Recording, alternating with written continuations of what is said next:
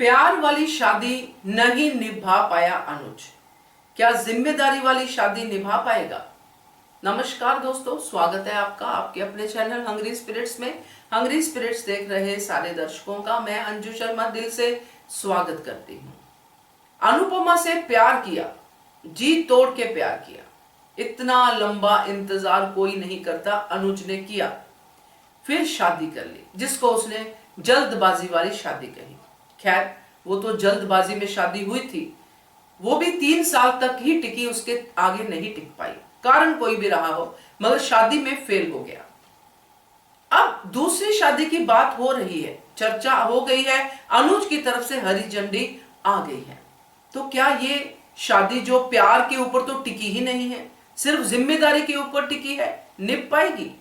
चलिए बात करते हैं। पहले वही निवेदन, जिन्होंने अभी तक चैनल को सब्सक्राइब नहीं किया है कृपया कर लीजिए। साथ में दोस्तों बेल आइकन दबाइएगा ताकि आपको हमारे वीडियोस के नोटिफिकेशन मिलते रहे। अनुज और अनुपमा की शादी एक ऐसी आइडियल शादी थी जिसमें दोनों इतने अच्छे दिखते थे, एक दूसरे को इतना अंडरस्टैंड करते हुए दिखते थे कि क्या ही कहने।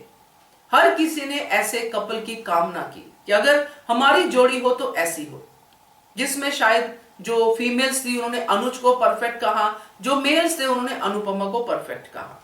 तो ये आइडियल शादी वाली एग्जाम्पल सेट करने वाले अनुज और अनुपमा 3 साल में ही उन्होंने दिखा दिया कि हम एक दूसरे को नहीं समझते। अगर अनुज 3 साल बाद अपनी घुटन की बात करता है, जो कि बहुत पहले कर लेनी चाहिए थी, तो ये अफसोस की बात है। अगर अनुपमा ये कहती है कि मैं 3 साल की घुटन आपने अभी बताई, मुझे नहीं समझ आया, तो ये भी अफसोस की बात है। तो यहां पे जो कहने का मतलब है कि अनुज और अनुपमा में से जो शादी की बात जो चली थी, जिस तरह से निकली थी, जैसे जिम्मेदारियां भी ली थी प्यार के ऊपर, यानी कि प्यार है तो मैं जिम्मेदारियां भी निभा दूंगा, 3 बच्चे भी, बापूजी सब एक्सेप्टेबल था, जिम्मेदारियां भी निभाता गया अनुज। मगर वो जिम्मेदारियां ही उसके लिए घुटन बन गई। अब तो जो शादी अनुज आगे करने वाला है, जिस शादी की बात आज छेड़ दी है अनुज ने कि श्रुति के मां बाप को मिलने के लिए वो इंडिया जाएगा 2 महीने में। श्रुति खुश, क्योंकि श्रुति तो अनुज को प्यार करती है। श्रुति से तो अनुज की एंगेजमेंट हुई है, तो श्रुति तो सोच भी नहीं सकती कि ये बंदा तो 1% भी मुझे प्यार नहीं करता। अनुज अपनी जगह पे बिल्कुल क्लियर है कि श्रुति से एंगेजमेंट की क्योंकि छोटी ने कहा, अब श्रुति से शादी करनी पड़ेगी क्योंकि छोटी के भविष्य का सवाल है। श्रुति से ज्यादा अच्छा उसे कोई संभाल नहीं सकता। तो ये जो शादी करेगा अनुज कपाड़िया श्रुति के साथ, ये जिम्मेदारी वाली शादी, ये क्या टिकेगी? क्या इस शादी में घुटन नहीं होगी? क्या श्रुति को जो परफेक्ट मैन अब लग रहा है, क्या वो बाद में इम्परफेक्ट नहीं लगेगा? क्योंकि अभी तो एक ऐसी रिलेशनशिप है जिसमें हर कुछ अच्छा लगता है, सब तरफ रोमांस दिखता है, सब दिखता है। क्या अनुज श्रुति को वैसा रोमांटिक अनुज मिलेगा जैसा अनुपमा को मिला था? क्या श्रुति अपने सपनों को सैक्रिफाइस नहीं करेगी? तो क्या 3 साल बाद या 5 साल बाद अगर ये शादी होती है तो श्रुति अपने घुटन को अनुज के सामने नहीं पेश करेगी? या फिर अनुज, क्योंकि अनुज शायद ना करे, क्योंकि अनुज तो अपनी छोटी के लिए मरने को भी तैयार है, मगर श्रुति क्या नहीं करेगी आगे अपनी घुटन को ऐसे सामने की मुझे मिला क्या इस शादी से? एक बच्ची को पालने का ठेका, और क्या मिला? क्योंकि लेडीज को, हम सबको पता चलता है कि कौन आपको प्यार से और कौन आपको सिर्फ एक जिम्मेदारी के तौर पे प्यार भी कर रहा है, आपका ध्यान भी रख रहा है, सब कुछ कर रहा है, मगर दिल में प्यार नहीं है।